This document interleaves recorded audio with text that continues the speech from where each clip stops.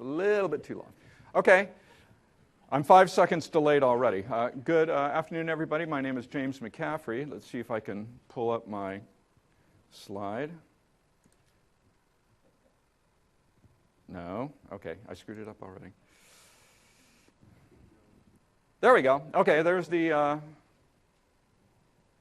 little love for the title slide, please. Thank you, thank you. Developing neural networks using Visual Studio. Well, I wish I could have had a snappier title, but that's what this is about, developing neural networks using Visual Studio. I work at Microsoft Research. I'm also the senior contributing editor at MSDN Magazine, where I write occasional articles. Okay, so here's the agenda. Let it sink in for a second and tell me what's the one relevant aspect of this agenda. Yeah, 9 slides. Okay, no matter how bad it is, you'll only be tortured for 9 slides. But we're going to try. And it's really kind of a cheat because some of the slides are, animation, like 23 animations. So, but it should be relatively short. And I'd say where we're headed is slide 8, which is going to be a demo. And all the previous 7 slides are going to be there to set up, the demo. Now, my goal in this presentation is pretty lofty, I'd say. My goal is for you to be able to leave today having all the knowledge you need to know to successfully implement a non-trivial neural network using C# and Visual Studio. Okay? And that, in other words, you'll be pointed to the resources and understand, what you have to do. And that's not that easy. Now, how long have neural networks been around? A long time. One of the reasons why I've been doing this is that there's clearly a gap between research, the mathematician propeller heads, like me, because that's my background is mathematics, and the software development community. About 3 years ago, we did a survey at Microsoft Research, and it wasn't really a survey, it was an attempt to analyze existing implementations on the neural network that are available to the software development community, okay? And things have changed, but not a whole lot. But 3 years ago, the single best reference was some guy's, a teenager's from Bulgaria, his personal blog, okay, where he implemented in C++ or something like that. And it had many mistakes. So what happened was there's this, even though neural networks have been around for a long time, there's a real discontinuity. And my goal in this thing is to bridge that gap in one 50-minute presentation. We'll see if it works or not.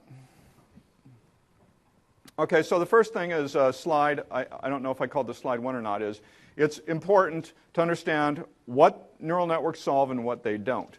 And we'll take a look at it, and you guys are pretty bright guys, I'm guessing. Figure it out. When I say guys, I mean guys and gals and everything in between. So when I try to imagine, we have it's intern season at Microsoft Research. We have PhDs from all over the country and the world coming in, and these are very bright people, but when they come to me with a machine learning question, really what it boils down to is they don't understand what problems are solvable in neural networks and what are not. So let's make sure we understand that. In this example, think about it as an Excel spreadsheet, because that's exactly what that is, where each row represents, it's sometimes fancily called a tuple, a data thing. Now, in this particular example, we have the X data, which is, the things on the left. Age, income, gender, a religion. Now, notice the religion here. By the way, this is just totally made up data. Presbyterian, Catholic, and all others.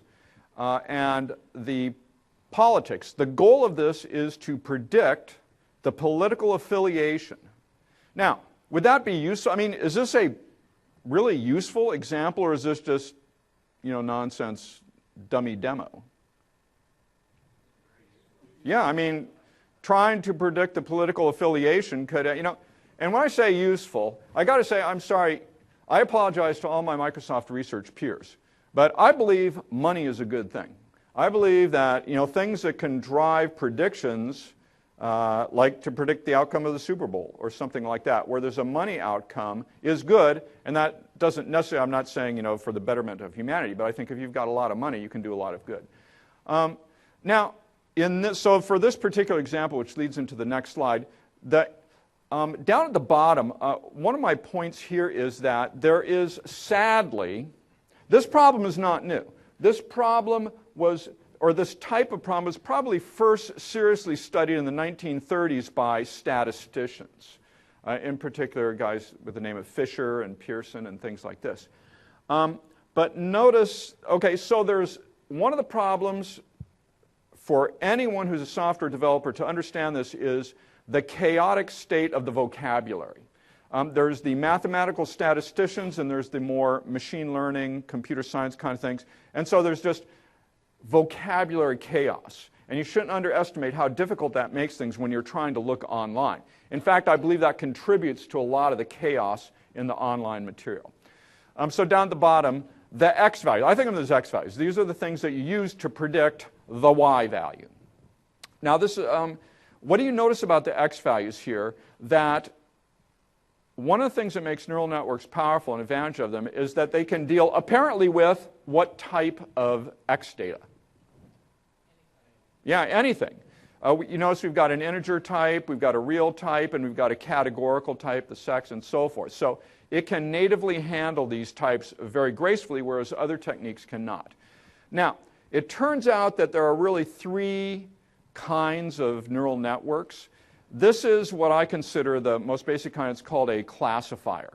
The goal is to predict the class, in this case, Democrat, Republican, Independent / all others. If the goal is to predict something numeric, for instance, would it be possible to take the same data and predict income from the other variables? Yeah, sure, why not? It's kind of arbitrary. When you're trying to predict something that's numeric, it's called regression, and I'm sure you've heard that term, linear regression and logistic regression. So here, it's back to the vocabulary. And furthermore, there's, if we were trying to predict sex from the others, it's called binary classification, and you've got to sort of clearly distinguish between these things. Now, our goal here is we have some data that's labeled training data, and that means that this is what's called a supervised technique. Supervised technique just means you've got some data with known correct solutions, okay, in some sense, actual data. There's other techniques called unsupervised training, and that's a different topic. Okay, so I'm pressing the button on my laptop, and nothing's happening. I should go to the demo machine. There we go. So what is a neural network? Now, I guarantee you that most of you have probably seen that white picture, the box with the green nodes and orange lines. Because that, a neural network in some ways simulates synapses and neurons in the brain. But that's really only part of it. So let's see if we can see what's going on. Our goal was to, let's see, going back to the previous slide. If you go down to the bottom, we have some incomplete data. And we're trying to predict, okay, if we have someone who is 38 years old with an income of $51,000, who is male and who is Presbyterian, what is their political affiliation? So this slide sort of continues that. Now, reading from left to right, you can see that the leftmost column of information is pretty clearly the raw data. Okay? As this presentation goes on, my claim is that to implement, as a developer, to implement a neural network using Visual Studio, you have to understand 7 things. Okay, 7 things. And one of the 7 things is indicated by the second column. Can you infer what's going on there? It should be fairly obvious. Well, I'm talking about the 3.8, the 5.1 of that. So what's happening? Okay, yeah, I was going to say, I heard several people say normalizing or encoding. There's many different terms that say this. Now, surprisingly, I got to tell you this, I'm a mathematician. My PhD is in mathematics. And when I read all the neural network stuff, they totally gloss over this because it's just not cool. But when you have to actually implement a neural network, the normalization process is absolutely critical, and annoyingly, it's just annoying. We all code all the time, and some things are just annoying to do. but you have to do them. Data encoding or normalization. What we're doing here, the numeric data, well, theoretically they don't. Theoretically you can, and see, that's why the theoreticians, all the theoretical papers say, oh, you don't really have to normalize your data. Well, theoretically you don't, but if you actually want it to work, you do need some kind of normalization.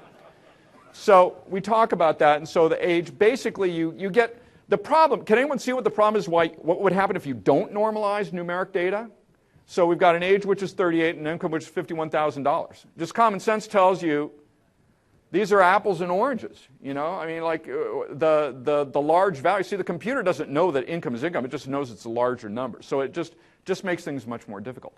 Now, the other part is slightly more difficult, and I'll say that I have yet to see a 100% clear definition of this, is encoding categorical data. So the sex, the male, gets encoded to -1. Now, that's probably not what would have been your first guess as a software developer, right? How would you be inclined to do male, female?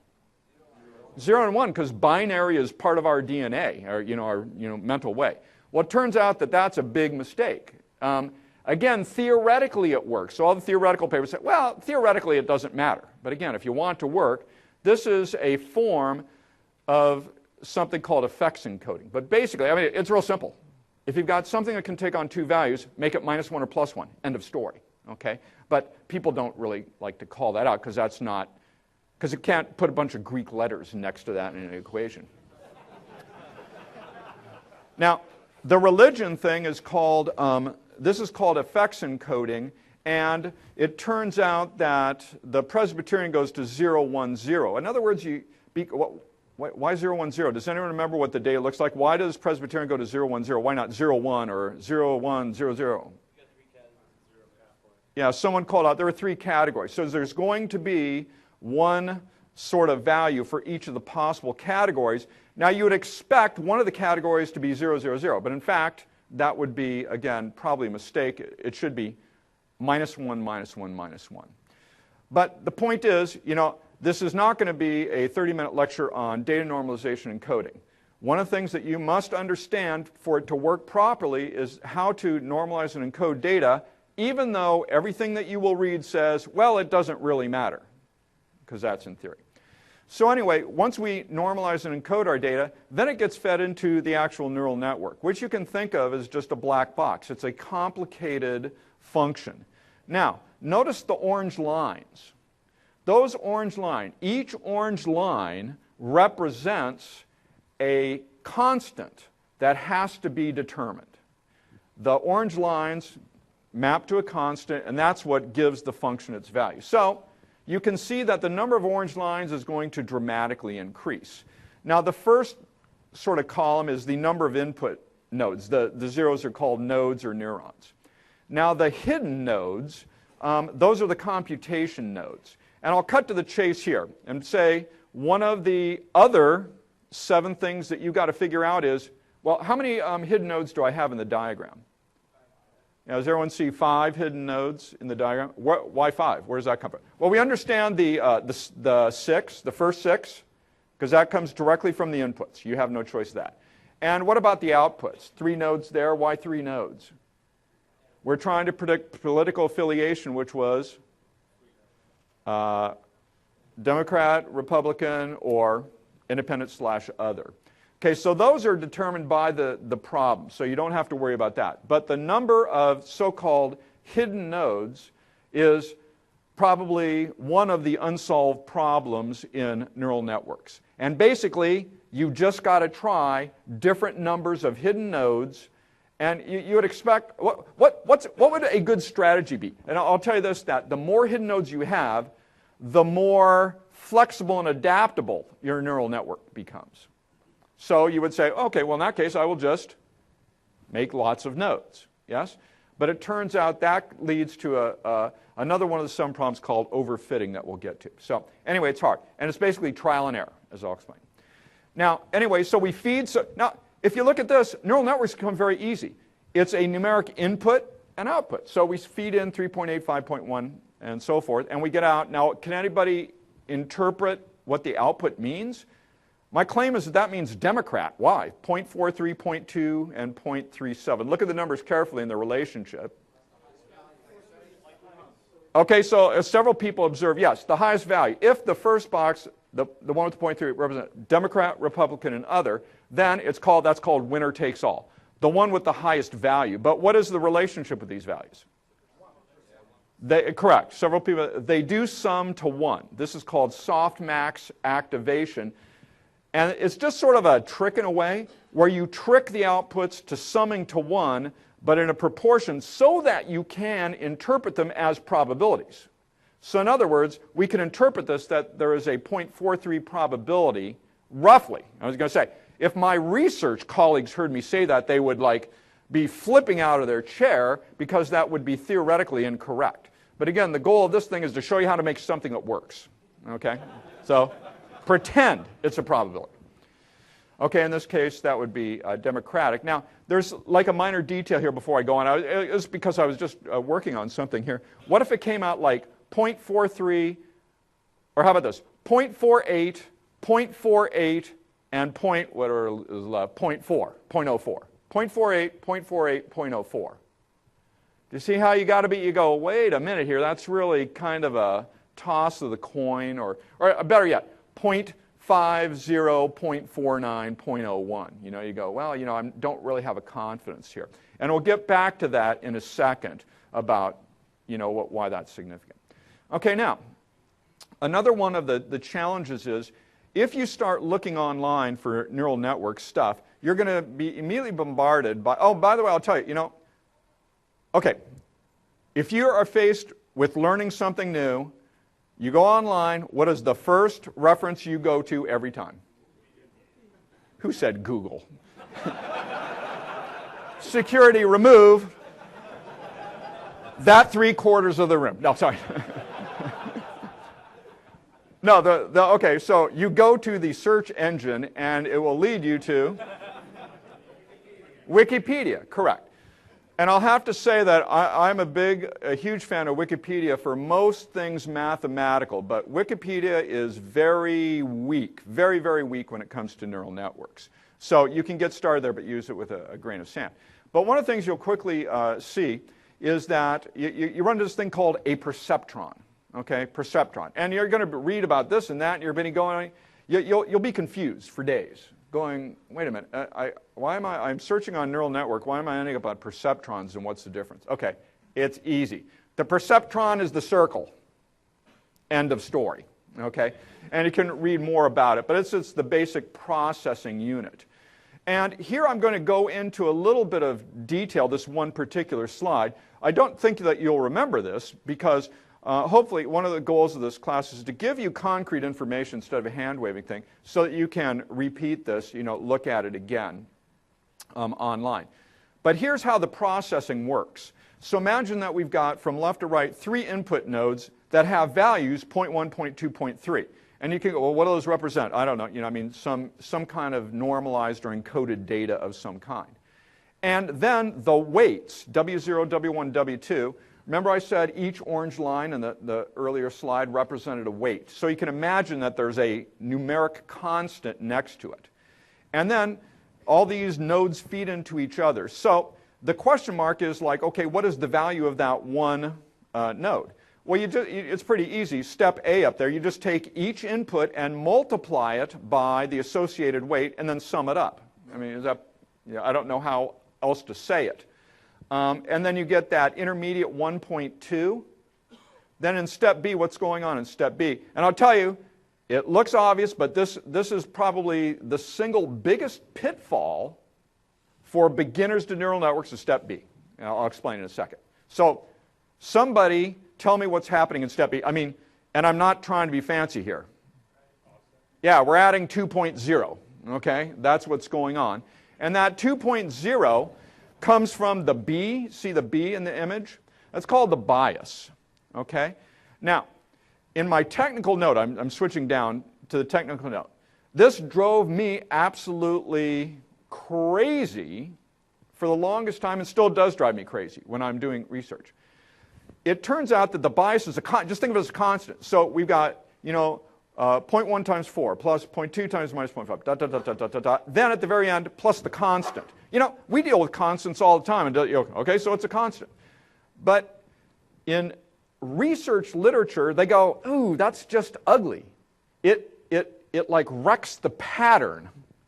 And so virtually every research paper considers the bias, that 2.0, as, let's see, I got to get it right because I don't do it. So it says it's a weight. So that 2.0 is an extra weight, but there's a dummy input value. A dummy, imagine another white circle up on top that has value 1.0. So if you follow the pattern 1.0 times 2.0, you end up with the same thing. So whether or not the bias is explicit and this dummy input just will absolutely drive you crazy. And and there's no way around it. You just got to read very carefully because all of the vast majority of research is all based on mathematicians stuff. Mathematicians have been analyzing this stuff. And they hate that extra constant because it makes their equations really bad. But when you're actually implementing these things, it's 100 times easier just to have the bias as a bias. Okay? So I just dove into a lot of details, but trust me, don't ignore the bias issue. It's a big deal when you're trying to learn. Anyway, so we add the bias. Then step C is a so-called activation function, where we take some function, which I'll describe in the next slide, and apply it to the 3.2 intermediate value, and that produces the final output. Activations functions have different names too. Sometimes they're called transfer functions. Now, imagine that there was no step C. If there is no step C, what do we have? It's algebra. You see, I mean, you're just multiplying and adding. Without step C, the activation is the secret sauce. This is the third, I think, of the 7 things that you have to understand to implement a neural network. Okay, so here's the activation functions. And again, see, I remember distinctly when I was first learning neural networks, where it was like peeling away the onion. I'm not sure if that's the right term. Where every time I thought I finally got it, I'd go in and go, oh, man, and one more thing to learn. Well, and activation functions are one of those things, because in all the research you'll read, just like the bias thing, they will assume the logistic sigmoid. Okay? That's sort of like the default. But in fact, it's not even the best one.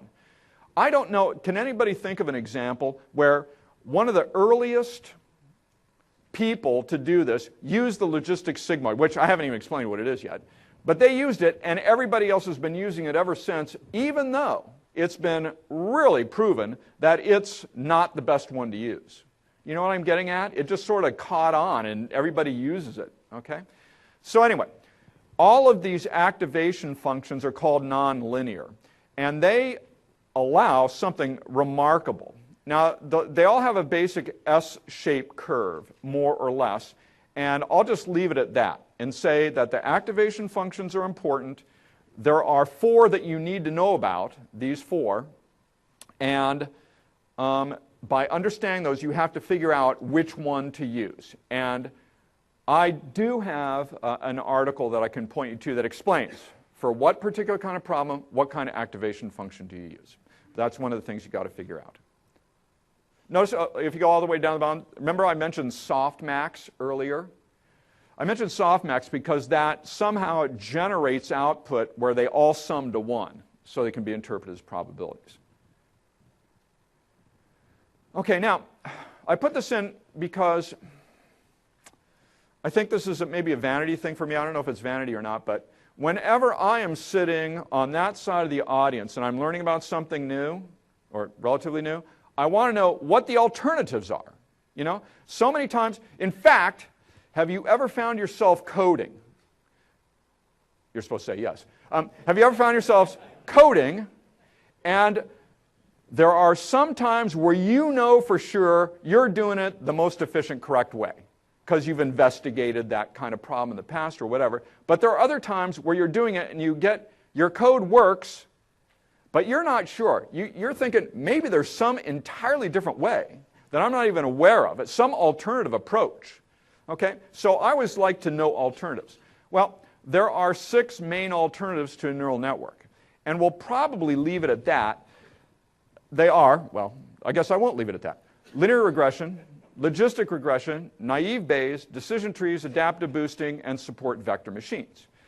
Now, I guess the message is there are alternatives, but my message is that there has been a huge increase in interest in neural networks. In some ways, we're in the third phase of neural networks.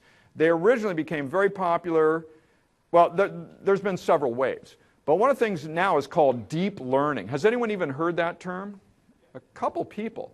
Deep learning is the hot thing right now. And basically, it's a neural network where, on the earlier slide with all the orange arrows, you know, the nodes and the arrows, deep learning, all that means is, anyone know? It boils down to something real simple. You've got arrows that... Oh, okay, one comment was an extra hidden layer. That is true. That's one variation where you just have an extra hidden layer which dramatically increases the complexity. He said something that makes him look smarter than me, so I'm going to ignore him. He was absolutely correct, though. But I'll put it in words that I can understand, and that is there's a feedback. The output from one node feeds back into the others. Okay, but anyway, my claim is that neural networks have advantages over most of the alternatives. But like anything else, people can get religious about their preferred technique, especially support vector machines. There are people that are support vector machine zealots, and they think that it will solve everything, including world peace and world hunger. I disagree. So there are alternatives. And sort of related to this, this was originally one slide, but then I broke it down to two, so don't, you know, I'm fearful that somebody's going to go back and rewatch this thing, or somebody's right now counting the number of slides, and go, oh, dude, you lied. There's like 12 slides. This used to be one slide. And the next one. Now here's this pro up top. This is something that is practically not important, but it's kind of near. And one of the pros of neural networks is that it is theoretically provable that neural networks, as I've described them, are called universal function approximations. In other words, that means they can, in theory, oh, there's that in theory again, solve any kind of problem. They can model any kind of crazy math equation. And that, you know, gives them their power. So that's always been true. Another pro, the second one there, is multinomial output. That's the example, like I showed you earlier, of the one we're trying to predict political affiliation. That's multinomial because there's more than two possible results. A surprising number of these techniques can only handle binary output without... Anyway, you can sort of see that neural networks handle the multinomial case sort of like without resorting to any kind of crazy tricks. Now, there are negatives to neural networks. Requires lots of training data, okay? There is, I'll mention this, I didn't put it in my slide because I wanted to, there is a cousin to neural network called radial basis functions. Maybe one of the worst names ever. See, when you hear neural network, right, it conjures up in your head, oh, sort of based on neurons and synapses. What comes to mind if you don't know already? Radial basis function. Nothing. Okay. You go, doesn't mean anything to me. Well, anyway, they're a cousin to neural networks that can, in theory, handle small training sets. But, you know, I mean, especially with the cloud and everything, you know, another reason why neural networks are becoming sort of this new level of interest is because we're harvesting so much data and don't really have good ways to analyze it. Con. Okay, so the con, notice it's one con, it's really multiple cons, and these cons are really the 7 topics that I said that you really have to understand. You've got to figure out the number of hidden nodes, and basically it's trial and error, okay? Activation functions, you have to understand them, when to use which particular one. Input-output encoding, we talked about that, you know, that little pitfall of male-female should go -1 +1. Error definition, now the error definition is built in. So when you're doing trial and error, you figure out, well, it's pretty simple. How good does the neural network predict our training data? Okay? But it's not so. It's surprisingly tricky to figure out what error means, and there's something called mean squared error, but there's something called cross entropy error that is important. Now, con. It's really, I don't know, I just put it on another line. I don't know why. You've got to pick a particular training method. Now, training is going to be the next slide. And the training process is figuring out those constants represented by all the orange lines. How do you figure those out? Basically, training is figuring out the constants that produce the neural network that best match the input data to the training output. The training free parameters. It turns out that there are 3 primary training techniques, and all of them have free parameters. And a free parameter in machine learning just means something that you've got to guess at and figure out through trial and error. Will be more expensive. So in other words, there's a lot of trial and error. And a overfitting defense strategy, which I'll explain coming up shortly. Okay, so here's the training. As I just mentioned, the training algorithm is how you determine this. Now, raise your hand if you've heard of backpropagation. Okay, that is about a third to a half of the room. Now, I guarantee you that if you're new to neural networks, the second thing you're going to see, the first thing you're going to see is the picture with the circles and all the lines connecting them. The second thing you're going to start reading about is backpropagation. So much so, backpropagation was a technique that had been around for a while, but it was sort of rediscovered somewhere in the 1980s. And it is a training technique that is mathematically beautiful. So, in a room full of developers, what do you think when you hear it's mathematically beautiful? Yeah, it doesn't work, okay? See, I work in the world of research, and presumably, I don't know what your world is like, but I'm guessing that. How are you evaluated? By the quality of the code you produce and the work that you produce, right? Everybody does, to some extent. In research, researchers are evaluated in part by how many research papers they spit out, okay? And if you can't prove something with Greek letters, you can't spit out a research paper. Backpropagation is a treasure trove of Greek letters, okay? And it is mathematically elegant and beautiful. But my message here is that unless you read carefully, you will easily be led to believe that backpropagation is the only training technique there is. It is the default. In fact, I've been unable to find a single reputable implementation of anything other than backpropagation. And by the way, as part of the study I did, I looked at, I gathered every example of backpropagation I could find with certain restrictions, languages in Java, C++, and so forth like that. I did not find one single one that did not have at least one serious bug in it. Okay, so be careful. But I'm going to show you, by the way, I am going to give you guaranteed bug-free code. Yeah, right, yeah. Maybe, I wrote it myself. But anyway, okay, back to backpropagation. Backpropagation is one of many techniques used to determine the magic numbers, okay, that train the network. And when I do the demo, I don't know about you. See, if I was sitting here, I'd be kind of going, oh, okay, the guy's kind of funny and kind of interesting. I'm getting some information. But it all boils down to show me the code, show me the application. That's coming up soon. Now, I'll switch down to the bottom one. It's called particle swarm optimization. Particle swarm optimization is something you may or may not have heard of, but it's a completely different kind of approach that is based on the behavior of the grouping behavior of things like flocks of birds and schools of fish and things like that. And it turns out that there's some research to suggest that it is stunningly effective for training neural networks, very unexplored. You can find some research papers on it, but you won't find that any of this has really made it into the hands of the developer community yet. And I actually do have one. In fact, I will give you a link to an example of that, but it's not totally solved, but it'll give you a good idea. Now, there's a third technique called genetic algorithms, that were formerly quite popular, they seem to have fallen out of favor.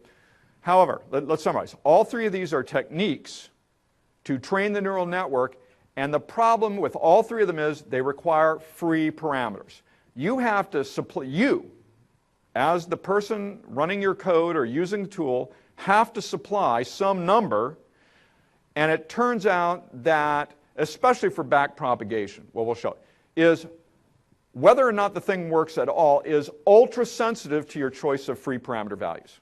You know, you try something and nothing works, you try something else and you get beautiful results. I will say particle swarm optimization tends to be less sensitive than this other one, which is one of the main reasons than backpropagation. This will become more clear when I do the demo, I hope. Okay, now, model overfitting. This was the last of the 7 topics that I said that you had to sort of grasp in order to become. By the way, part of the survey I did, we tried to estimate how many developers there were in the world that had the knowledge and skill to implement a neural network. So obviously there was a lot of guesswork. Okay, and this was 3 years ago. Everybody follow what I'm getting at? You know, like how many people can actually do this correctly? What do you think we guess? Does anyone want to toss out an order of magnitude number? 3 years ago, how many developers roughly could correctly and successfully implement an accurate neural network? 1,000? Only me. Thanks. Well, no. The best number we came with, this was a pretty good answer there. The best number we could come up with somewhere in the neighborhood of probably under 100, you know. And that was pretty much guesswork, of course. Mostly because there was, I mean, it's obviously clearly not, I'll bet you that, how to say this? You know, I'm not trying to boast. I'm a good developer. I'm really good. But I'll bet, you know, you have to, you know, be honest about that. I'll say that, I'll bet you that many people, maybe half the people in this room, are better developers than I am, okay? So it's not your developer ability that would be the problem. It's the lack of useful information available on the internet. So you go out and you get this wrong information. You'd have to spend the time to figure out the correct way, and then how we did our estimate is, and then somehow post on your personal blog or something like that to let us know that you figured out what was wrong. But anyway, I don't know how I got on this, but we're talking about now model overfitting, one of the 7 things that you have to understand in order to correctly be one of the group. I mean, literally, this room could conceivably, if every one of you followed up on this for some reason, it could double the number, potentially double the number of, I mean, it sounds weird, but potentially, or potentially I'm, something else, Greek letters. So model overfitting. Model overfitting I consider to be the biggest practical challenge once you get over the nuts and bolts of where the semicolons go and how to design your arrays.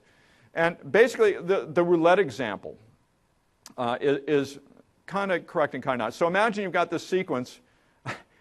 I love going to conferences in Vegas because I'll be sitting there watching the wheel. I will. Red, red, black. Red, red, black. Red, red, black. Red, red, boom. Now, if that was your data, if that was your training data, you could train a neural network, and it would predict with 100% confidence that the next result is going to be black, because it found the pattern. By the way, this is, as an aside, this is really a variation called a time series analysis, where things are unfolding over time. Neural networks can solve those, but you get the idea. That if you have limited data, or you have too much data, if you train the network enough, because of the theoretical implication that a neural network can fit any exotic model, that I could give, in fact, it would be kind of fun to do sometime. I could give you a piece of paper or a touch device and ask you to draw any kind of squiggly line that went from left to right. No, you know, up, down, as long as it didn't do anything total like a spiral. And we could fit a neural network that would match your pattern exactly. Okay? But the problem is, that's overfitting. You fit the training pattern too perfectly, and then when new data comes along, which is really what you're interested in, it doesn't fit at all. So there are 5 techniques for dealing with overfitting. One of them is lots of training data. And then these other things, which I'll say are outside the scope of this talk, but they are in the demo. So when you look at the code, like I said, show me the code. When you look at the code, you'll be able to see it. Okay, now, before we're on the verge of the demo, which is really the last. Okay, so where we're at now is I'm going to show you a couple slides, and I'm going to run through the demo, and then that will wrap us up. But it turns out for part of your educational process, the most well-known and common existing tool with the UI is called, does anybody from New Zealand or Australia here?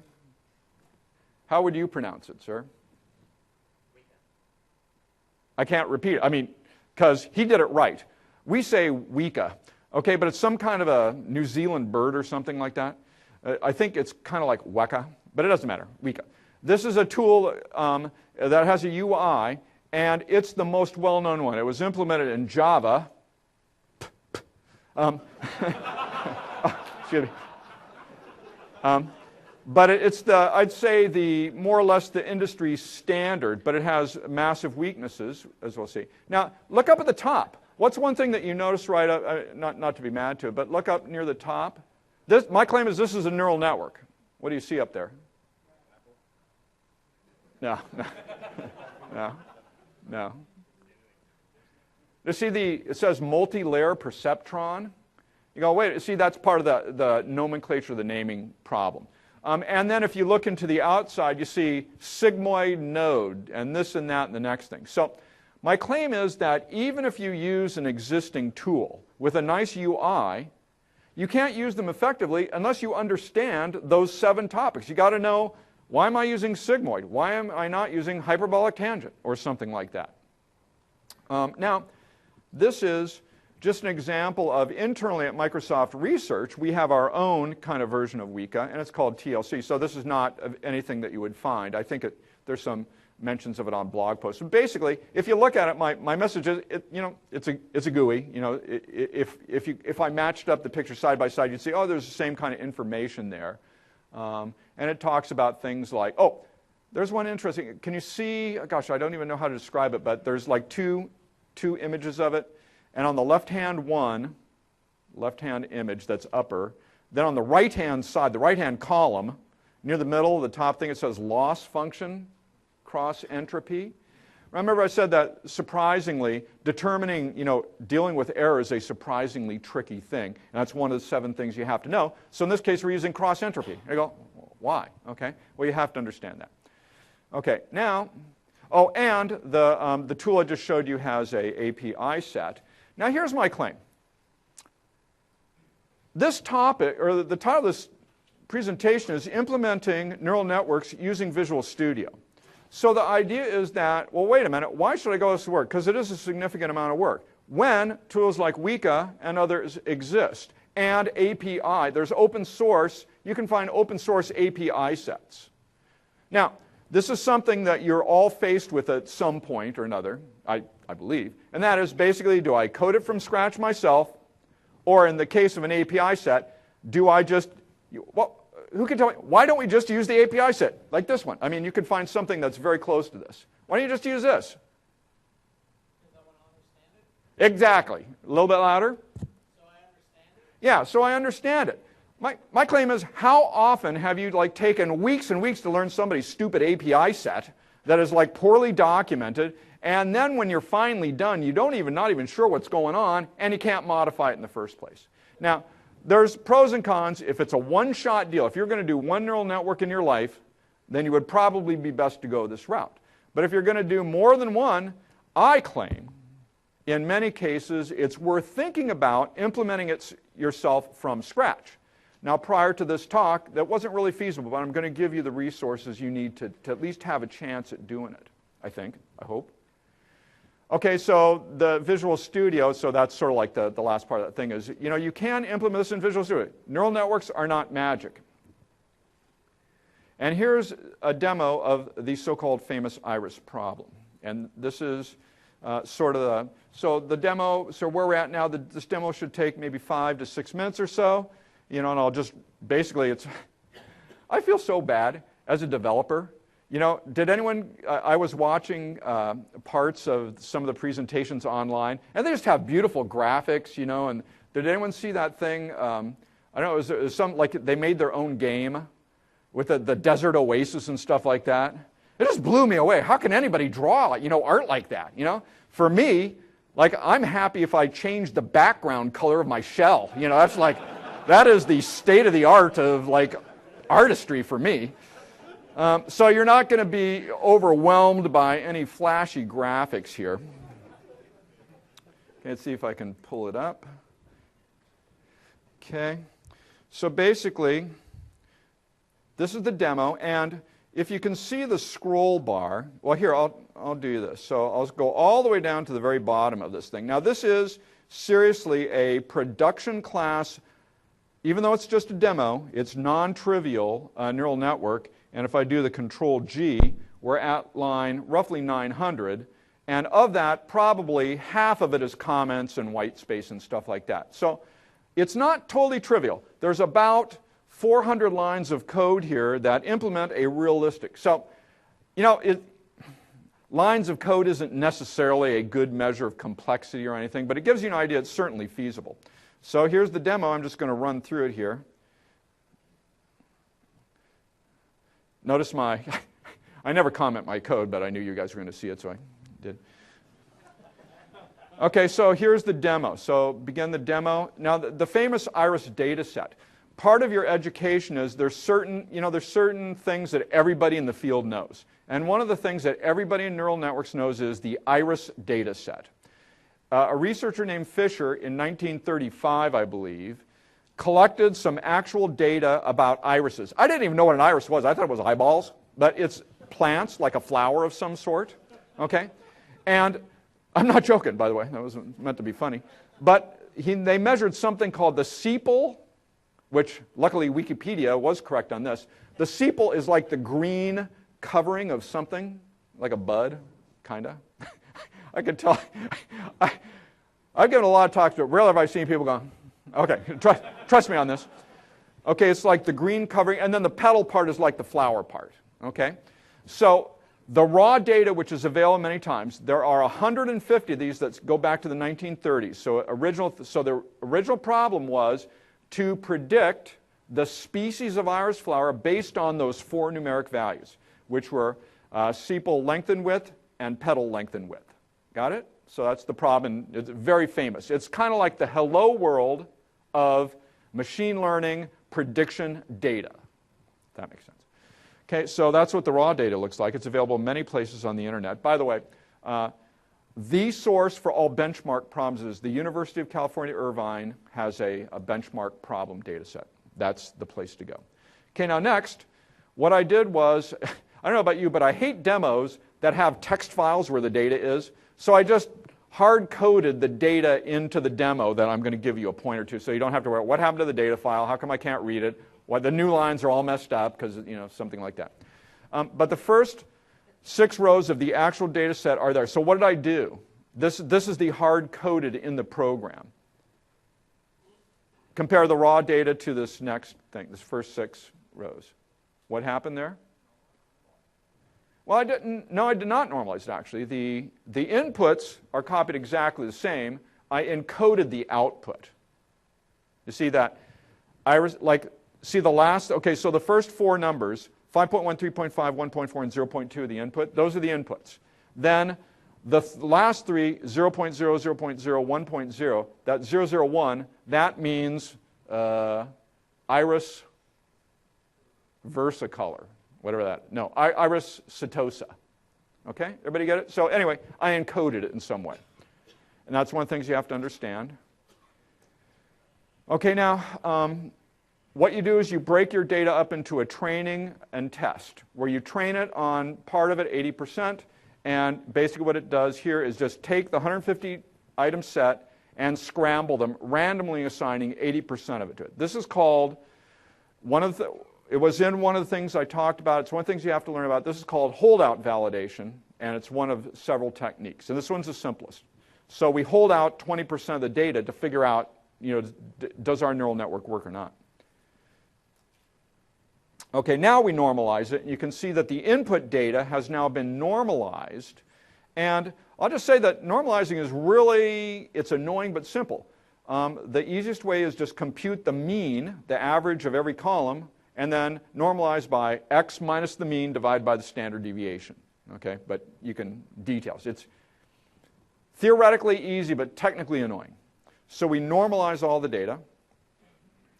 Okay, now I'm calling my neural network constructor. It's creating a 4 input, because there's 4 values to input, 7 hidden, that's arbitrary, and you have to do trial and error, and 3 output, because, why 3 outputs? The choices are Iris setosa, Iris versicolor, and Iris virginica. Okay? And initializing weights and biases to small random values. Now, I'm going to use backpropagation here. And one of the things I said, a weakness about backpropagation is that it is highly sensitive to the free parameters. One of the free parameters here is the initial weights, small random values. You'd think like, well, is that going to make a difference? It turns out it has a huge effect. It's a weakness of backpropagation.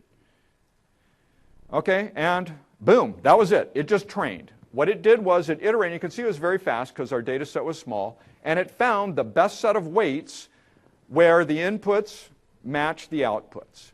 Now, you can see that if you read closer to the bottom, max epochs.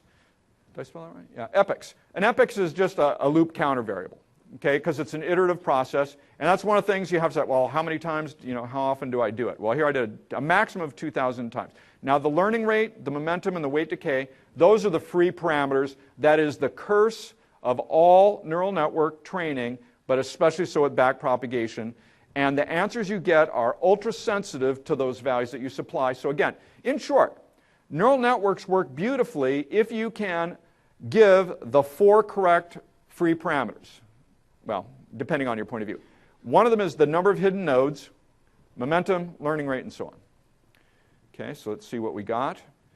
So down the bottom of the screen, all those values with 3 decimals, those are the magic values that are just constants that make the neural network match the output data. Now, down at the bottom, it doesn't look very important. So the accuracy on the training data is 0.9833. Is that pretty good? Yeah, 98.33%. You go, that sounds pretty good. I don't know. Seems okay. If I would have let it run another 500 iterations or epochs, we would have got 100% accuracy. So why did I do it? See, the point is that number is pretty irrelevant. The accuracy on the training set, because if you let it run enough, you're going to get 100% accuracy. But you will have overfit your training data. The number that counts is the accuracy on that holdout test set. That is the measure of quality of the neural network, which in this case is 93.33%, which is pretty decent, okay? And what you would do is you would just try different combinations. Sometimes it's called a sweep of number of hidden nodes and learning rate and stuff like that, and you find the one that produces the best accuracy on the test set. That's your measure of quality. Then I just add in, so the whole point of all that was, you have this model, which just means the magic numbers.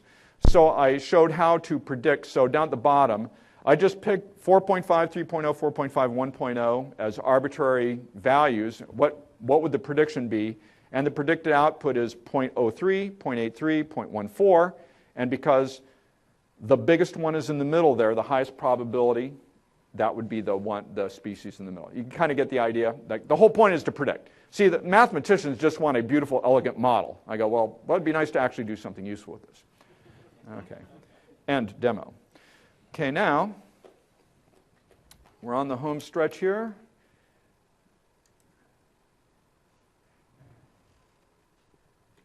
Go. So summary. It's not always the good news. You go, oh, thank goodness he's done. Okay, let's see, y'all. Oh. I was about to do the worst thing ever. In fact, when I sit down in a presentation, and if the first words that come out of the speaker's mouth is PowerPoint slide bullet 1, he starts reading it word for word, I'm out of there. I don't need to sit through someone reading to me. But I will do that here because it's too late. You've already sat through me. So there are existing neural network tools. But the existing code available to you is highly, highly flawed. Be exceptionally careful. And tools, basically if you use Weka or something like that, you run all your stuff and basically save the result. Suppose you want to integrate it into your own system.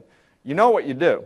You'd run the tool somehow through a batch program, save the results as a text file, write another batch file, maybe a Perl script that grabs the output of that. You know what I mean? You end up with bandaged together. So it's very difficult. Now there are existing commercial, so you can buy commercial API libraries. Okay, they're quite pricey, and it's hard for me to say because I've only looked at them and used them without a real careful evaluation, but I have not been impressed by their quality. Okay.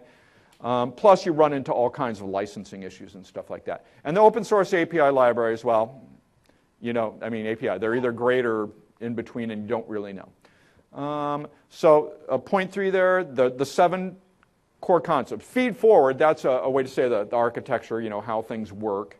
The activation functions, what they are and when to use them. Data encoding, the error, that cross-entropy thing. Training, how do you train it? The free parameters, which are part of the training, and overfitting. Once you understand those concepts, you can sort of join a very select and elite group of people. Here's some resources. By far, it's been around forever. By far, for that first thing, is that FTP. It's hosted by SAS, which is a company that does statistical software. This is a really old neural network. You can tell just by looking at it that it goes way back to the early mid-90s. It is by far the most authoritative source of information on neural networks. I've only found a couple of inaccuracies there. Okay, so if you want the truth, go to there. Weka, I just put down a link for that because it's a very good tool. And then Custom C# is a, prior to this talk, that was the single best reference, which was written by a really, really smart guy out of Microsoft Research. But I now have an update, and drumroll please. See, I was going to, okay, so I didn't realize that this was going to be recorded until now, but here is 2 things. First of all, notice how I harnessed my PowerPoint skills and did the animation there. I was deeply impressed. But I created a special, the complete source code for the demo that I showed you in this presentation is available at that link. Now, it's a sort of this external link because it's my own personal blog site. And the only reason I put it there was because I had control over the formatting. You know, when you go through hosted things and you have to copy something, it messed up all the indentation stuff. So it's not a download, it's just source code. You go, and for me, the thing I like best is when I see a plain HTML page and I can copy and paste it into Visual Studio, and that's what that is. Okay, let's see. Now, the rest of this, I don't know what happened here. That's a thank you. Don't clap yet. Believe me, I'll let you know when it's time to clap. Down at the very bottom, I have my information. I got to say, I've been joking around a lot, but I'm deeply passionate about this. This is what I love to do. And if I didn't want you to send me an email, I wouldn't have put my email address down there. So if you want to send me an email and talk about this, if you have a question, send it. I promise you I'll get you a response. It may not be right away, but I'll respond eventually. And let's see what else we have. Ooh, wow. Okay, get your goodies. They added this in. 6 o'clock. Okay, we'll make sure that you get there. Evaluate the session. Again, like I said early, whether or not there will be additional topics that are kind of, you can see that this was sort of like a forward-looking talk that, it wasn't like Windows 8 in the enterprise or something like that, If you like the content, be sure that you evaluate so I can come back next year on a free trip to San Francisco. Microsoft. I work for Microsoft, okay, apparently. And now you can applaud.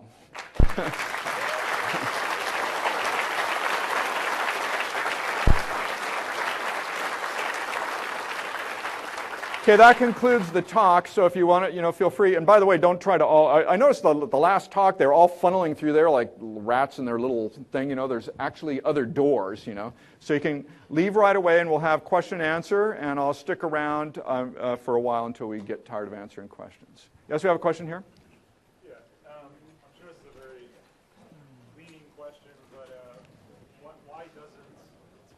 Microsoft take something like deep learning and take it to prime time, put it in Azure or something like that? I mean, given how seemingly, I'm really not an expert at all, but seemingly incredibly impressive it is, why not? Okay, so the question was, why does Microsoft not take some of the information that I presented here, or deep learning, and actually put it into products like perhaps SQL Server, Excel, or maybe even expose an API set to developers, which is what I'd like to see? Well, I don't know exactly. I have a couple hunches. One of my hunches is, and this is a little, gosh, I hope we're not being recorded still, but this stuff is not easy. It's really, really difficult, and the developers that I've run into at Microsoft are among the world's best, but they're very niche kind of thing. And how I mentioned there's a gap between the mathematical knowledge. I have a PhD in math, and I was able to figure this stuff out. I can read the Greek letters and get it, but most developers can't. So my hunch is that this gap exists, and that's one reason why it's not making the tools. Now, I do know that Microsoft does have some initiatives to do exactly what you've suggested, but I don't really know the details. So that's kind of the best answer I can get. Yes, you have a question here? Did you use a neural network to predict how many neural network developers there were? I'm sorry, did I use? Did you use a neural network to predict how many neural network developers there were? Okay, so the recursive question was, did I use a neural network to predict how many developers there were that use neural networks? You're supposed to laugh. Okay, so no, actually I did not. It was just pure guesswork. But that's the kind of thing, actually, I hadn't thought about, to tell you the truth, but that's the kind of thing that neural networks are quite good at. Anytime you boil down, I'll tell you, I used a neural network to predict the outcome of the Super Bowl. I do it every year. To me, that's a lot of fun. And quite profitable, too, over the last 5 years. Okay? But that's another story. Yes?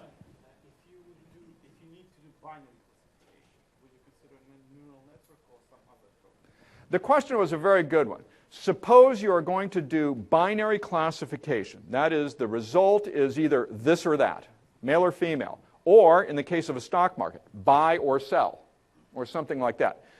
These binary questions, so the question was, if you have such a problem, do I consider using a neural network, or do I consider using many of the other existing techniques that are dedicated specifically for those types of problems? Most well known are naive Bayes, and logistic regression. Now, here's where, it's kind of funny. Even though neural networks have been around for a long time, I was in a very long, the short answer is, I use neural networks for these types of problems, but I am in the minority. My colleagues at Microsoft Research, and these guys are super bright guys, most of them smarter than me, say I'm wrong. But there's a few times, usually when guys who are smarter than me say I'm wrong, I believe them. But there's one time where I think they're wrong.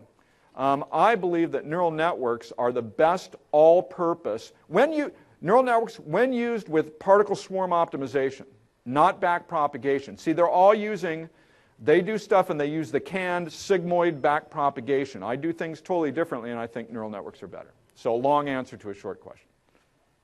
Yes? Is there a shortcut to performing the sweep, or is that a case where computational irreducibility applies? So the question is there a shortcut to doing the sweep? The answer is not really.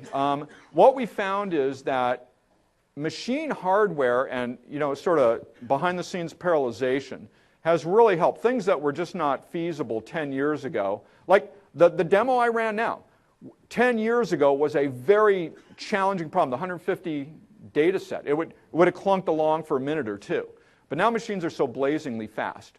So the answer is it's an area that hasn't really been studied that much, but basically neural network problems fall into the category of, for sweeps, you just sweep, and either they're feasible, by that I mean maybe run in a few hours or a day, or completely unfeasible, because the time extends exponentially, and you reach a certain point where if it's not going to run in a day, it's not going to run in 100 years, kind of thing.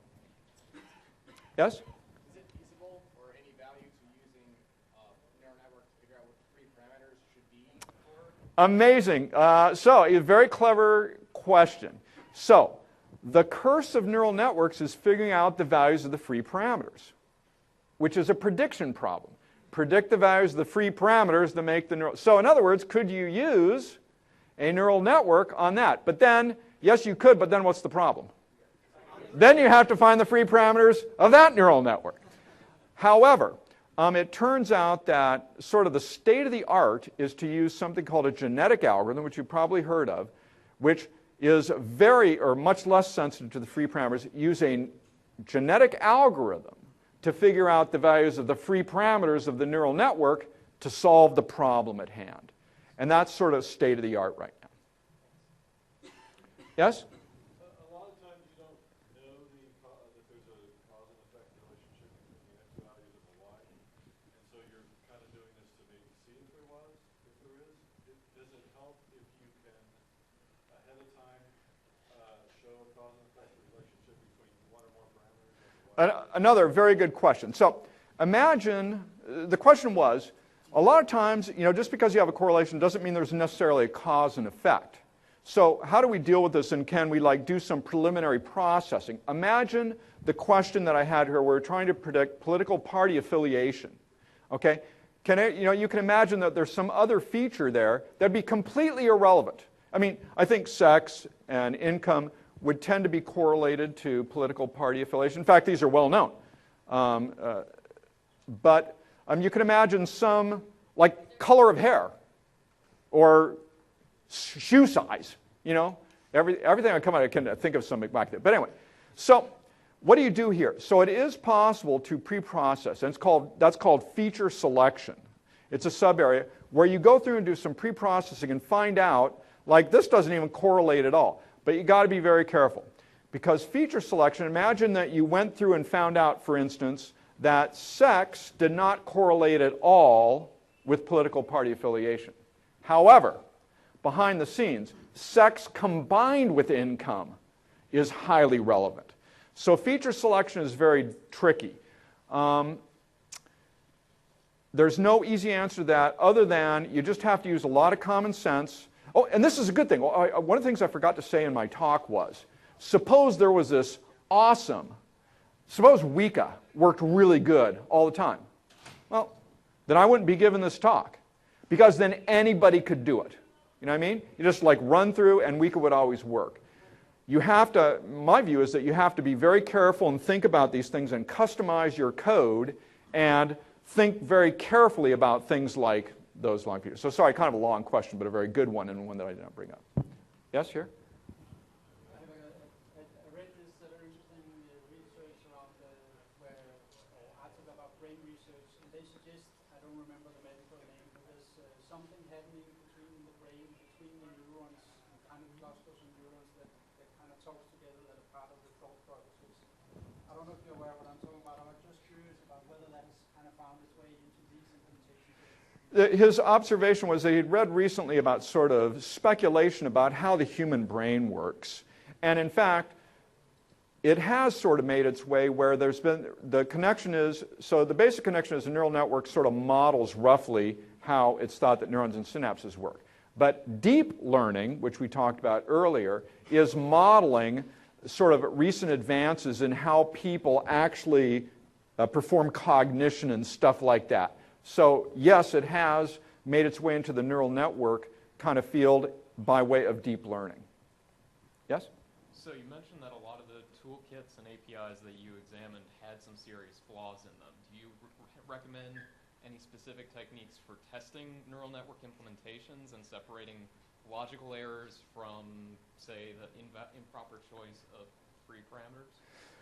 So the question was, I observed that the API sets that I found all had, I think I said something politically correct like flaws. There's flat out bugs, including even bugs in our own internal code.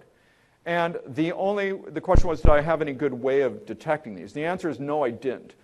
One of my strengths and weaknesses at the same time is, it drives me crazy when there's some code and I don't understand it completely. So that means I end up spending a lot of wasted time going down dead ends. And the only way I was able to find these bugs is I'd be looking at code and I'd go, I don't understand that. I don't understand that. And I would I'd implement my version and compare. It was a very slow and painful process until I finally found out, whoa, wait a minute, that's just plain wrong. So the short answer is no. It was a very long and tedious process. Just as a quick aside, would you think that techniques like unit testing of the perceptron itself would be a good way to weed out these bugs, or were most of the ones that you encountered much more subtle? So the question was, would techniques like unit testing, I'm a big believer in testing, catch these things or others? The answer is no.